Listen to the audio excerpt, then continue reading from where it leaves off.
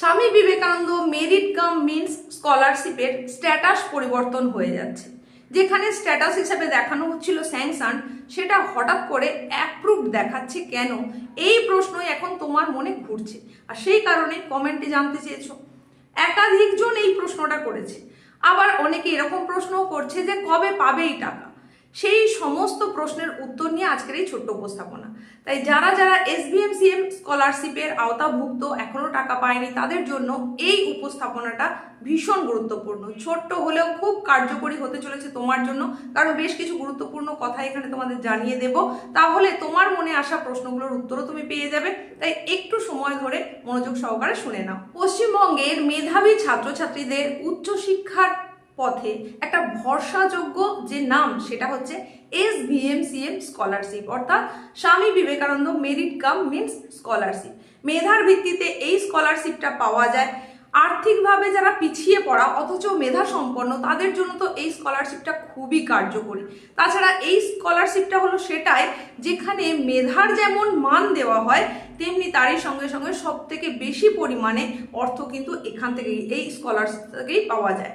তো এই স্কলারশিপে কয়েক সপ্তাহ ধরে যেটা দেখা যাচ্ছে, সম্পূর্ণ বিষয় ঠিকঠাক রয়েছে, সমস্ত কিছু ঠিকঠাক থাকা সত্ত্বেও অ্যাকাউন্টে টাকা আসছে না। তাই তোমাদের মনে প্রশ্ন আসছে এবং তোমরা সেই কারণে বিভিন্ন জায়গায় কমেন্ট করে জানতে চাইছো। তোমরা অনেকেই লক্ষ্য করেছো যে তোমাদের প্রোফাইলে ফান্ডের টাকা দেওয়া শুরু হলেও তা আবার ওই অ্যাপ্রুভডের জায়গায় চলে গেছে। মানে স্যাংশন হয়েছিল, সেটা আবার অ্যাপ্রুভডের জায়গায় চলে গেছে। সেই জায়গায় তোমাদের মনে প্রশ্ন আসছে, আর এই যে ঘটনাটা ঘটছে, এটাকে বলা হয়ে থাকে স্ট্যাটাস রিভার্সাল। হ্যাঁ, প্রযুক্তিগত ভাষায় এটাকে সেটাই বলা হচ্ছে যে স্ট্যাটাস রিভার্সাল হচ্ছে। তাহলে এটা কেন হচ্ছে? বিকাশ ভবনের তরফ থেকে তো তোমাদের এই স্কলারশিপটা দেওয়া হয়, তাই এটাকে কিন্তু বিকাশ ভবন স্কলারশিপও বলা হয়। যদিও বেশি পরিচিত এটা SBMCM স্কলারশিপ নামে বা স্বামী বিবেকানন্দ স্কলারশিপ নামেই পরিচিত। তো বিকাশ ভবনের তরফ থেকে যেটা জানা যাচ্ছে, সেটা হচ্ছে নির্বাচনী আচরণবিধি যাতে লঙ্ঘন না হয়, তার জন্যই এই ব্যবস্থা হয়েছে।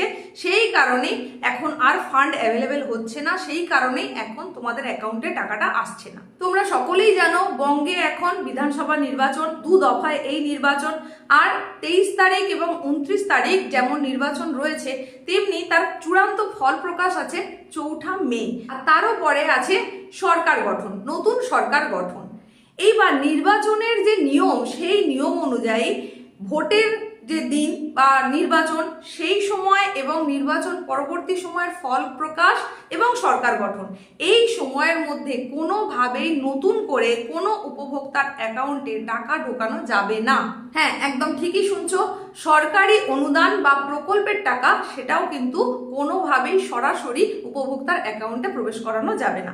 এটা নির্বাচনের নিয়মবিধি। তো সেই কারণেই তোমাদের অ্যাকাউন্টেও এখন টাকাটা ক্রেডিট হতে পারছে না। ঠিক সেই কারণেই তোমাদের যাদের যাদের ফান্ড তৈরি হয়েছিল, তাদেরকে এখন আপাতত হোল্ডে রাখা হয়েছে। আর যাদের স্ট্যাটাসটা রিভার্স হয়েছে, তাদেরকেও কিন্তু খুব শীঘ্রই এই টাকাটা দিয়ে দেওয়া হবে। যখন এই সমস্ত প্রক্রিয়া কমপ্লিট হয়ে যাবে, নির্বাচনী নিয়মবিধি যখন উঠে যাবে, তখন অগ্রাধিকারের ভিত্তিতে টাকা দেওয়ার যে তালিকা, সেটা তৈরি করে নেওয়া হবে। তো সেই সময় পর্যন্ত কিন্তু অপেক্ষা করতেই হবে। তো তোমাদের মধ্যে যাদের রিনিউয়ালের জন্য এখনো করে উঠতে পারোনি, তাদের জন্য অবশ্যই এটা একটা ভালো খবর, স্বস্তির খবর। তোমরা সময়টা একটু পেয়ে যাচ্ছ, এর মধ্যে তোমরা রিনিউয়াল প্রসেসটাকে কমপ্লিট করে রাখতে পারো।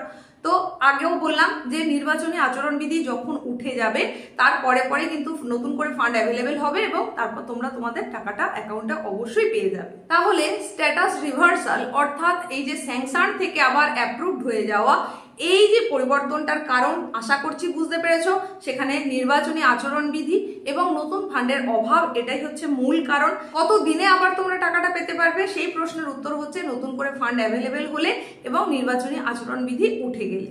তো বর্তমানে প্রশাসনিক পরিস্থিতির কারণে টাকা পেতে বিলম্ব হচ্ছে ঠিকই, কিন্তু তোমাদের মধ্যে যারা যোগ্য, তারা তাদের প্রাপ্য টাকা অবশ্যই পাবে।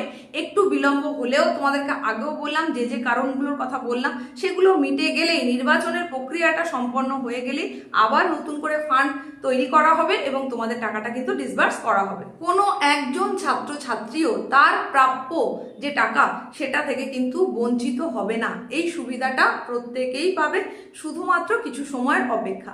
আশা করছি তোমরা তোমাদের প্রশ্নের উত্তর পেয়েছো। এরপরেও যদি তোমাদের কোনো প্রশ্ন থেকে থাকে তাহলে অবশ্যই কমেন্ট সেকশনে এসে জানাও। তোমাদের যে যে প্রশ্ন থাকবে তার উত্তর পরবর্তী উপস্থাপনায় নিয়ে চলে আসবো।